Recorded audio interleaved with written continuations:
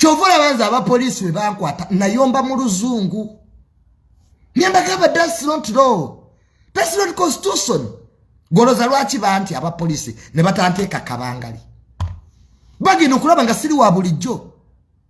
Nyamga article 257 of the constitution, sub article 4, speech of Ugandans.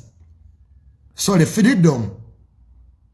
Nga articles somera aba police omuko omu ne batya. Gotwala banga bonna banetolodde.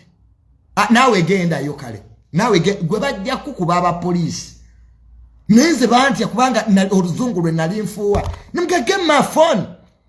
Bali banzije sim never get me my phone, my fucking phone. Who are you to hold my phone?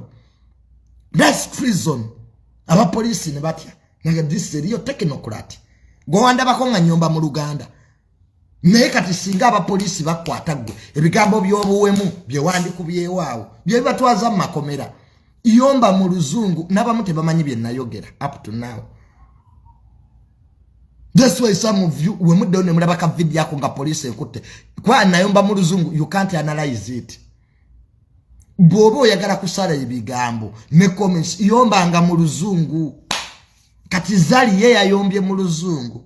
No actually that little come to me kaka nga zali oyagala owulirize chichi. She was calm.